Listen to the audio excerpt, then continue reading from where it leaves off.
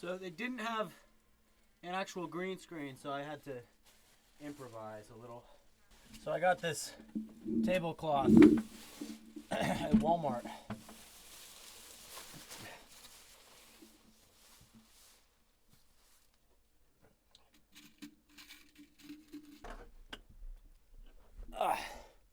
All right. Halo. The game with the green guy, and he blows up the ring, and he's got a big rocket launcher. And for a brick, he's pretty good. And the computer lady, and that says, me, inside your head, now. And it's like, pew, pew, pew, boom. And then there's the guys, and the guys, and the squishy guys. And it's sick, and it's awesome. And then there's Halo Reach. And don't get me wrong, Halo Reach is awesome. It's probably my favorite game. But it's not because of explosions or finishing the fight. Halo is one of those games that needs no introduction, but let's do it anyway.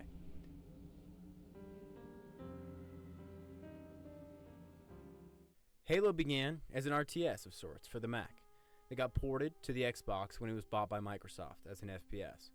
You play as Master Chief, who fights an evil group of aliens called the Covenant. Combat evolved into Halo 2, then Halo 3. The Master Chief was everywhere. Mountain Dew bottles, costumes, fan art. Bungie was done with his story, however, and Microsoft wasn't. So they made an incredible DLC in the Halo universe. But conflict still rose, and Bungie decided to leave Microsoft. But not without one more game, Halo Reach.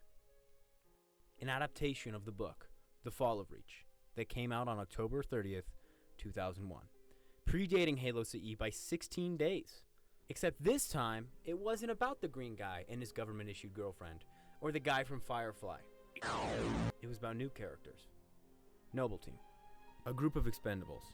Spartan 3s, whose sole purpose is being thrown at a problem until it goes away. And Noble was no different. Carter, Kat, June, Emil, George, Six. Heroes who died all the same. Reach's selling point was that you already knew the end. And in fact, the player did. In Halo CE and 2, Reach is mentioned. As for tracking us all the way from Reach... Something's not right. The fleet that destroyed Reach was 50 times this size. The opening of Reach is the last cutscene. From the beginning, you knew the end. This unique opportunity allowed this anti-war game to be made and an overall middle finger to Microsoft. Reach is the story of how humanity's strongest world lost. Like bad. Like really bad. So let's do a pretty brief plot summary. The Covenant shows up, initially just looking for an artifact, and finds the UNSC's most defended world. The first mission, even though your team wins fights, you're still forced to retreat. The second was a heavily armored base being destroyed by just one Corvette. The fourth, everything the UNSC could throw at them, meaningless. And then George dies, thinking he's saving the planet, his home, only for reinforcements to just be called in. Cities glassed, and then Kat dies. And then Carter, and then Emil. And finally you, the player. So why make a game where billions die, and it makes the player hopeless? Well, I have two answers. But first, let's break down the order of events. So, Halo Reach has two major tones. And we're going to break it down over a rising action graph. So, we have the normal tone, which is the first 4 missions, and then we have our oh shit tone. That's not how you spell that, but continuing. Long Night of Solace breaks up those tones into 2 separate parts. We have our first 4 missions, which are Contingency, Oni Sword Base, this one, and this one, which I forgot the names of. Alright, sue me, okay? George dies in Long Night of Solace, however.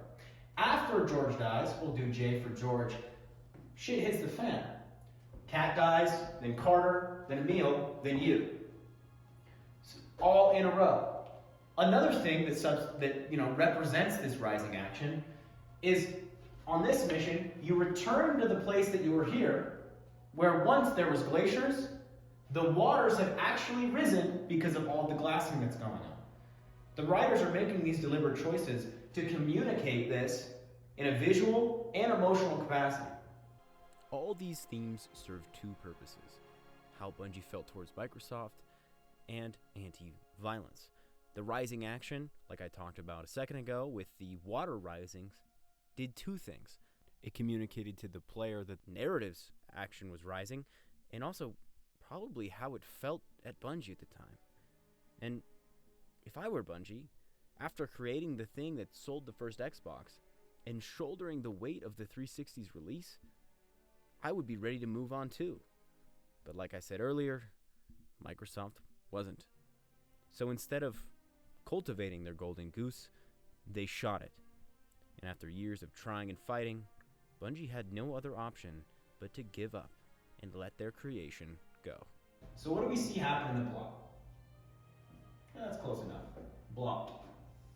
We have a group of soldiers, these little guys right here, fighting against all of the Covenant and being unsuccessful. And what do we see happen in real life at the same time? A group of game developers, I'm going to give them glasses because they're nerds, fighting Microsoft over and over again and losing over and over again. In this way, Bungie is Noble Team. And Noble Team is Bungie. Bungie is going up of insurmountable odds over and over again, losing over and over again. This is just another way the writers are using themes and visual aspects to communicate not only their views on war, but their views on the people that employ them. Everything Bungie and Noble Team threw at their oppressors didn't matter. They tried, and it only got them killed. Humanity's greatest creation, i.e. Reach, burned to the ground, and Bungie could do nothing to stop them. So you, the player, watching this all unfold, manned the gun, so at least the Pillar of Autumn can get to safety.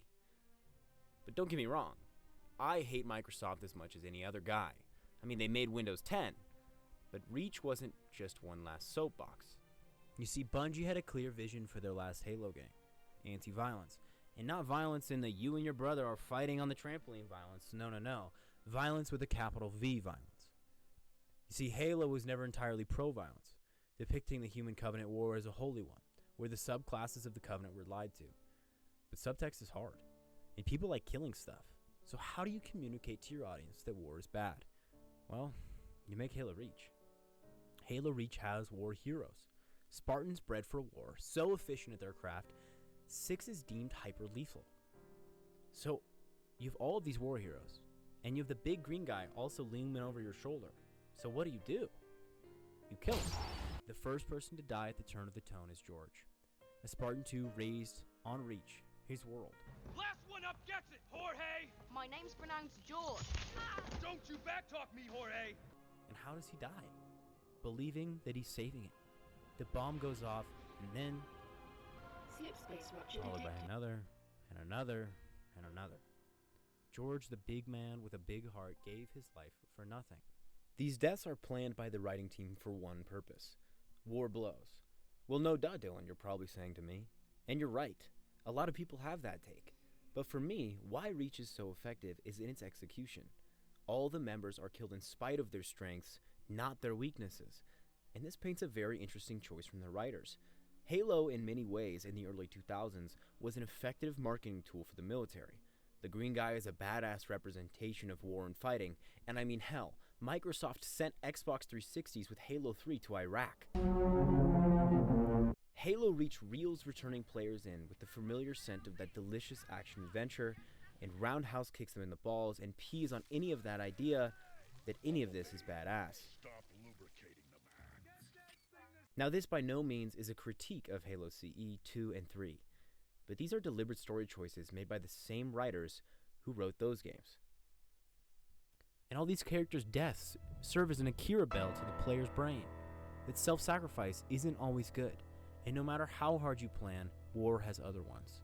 and you will be stuck listening to orders while your friends go and die, and as the captain, you're expected to. And even if you have a badass skull on your helmet and a cool shotgun, you can still very much get stabbed in the back. And even if you are hyper lethal, war can still very much claim your life. Reach is a warning of the glorification of violence, and a damn good one at that.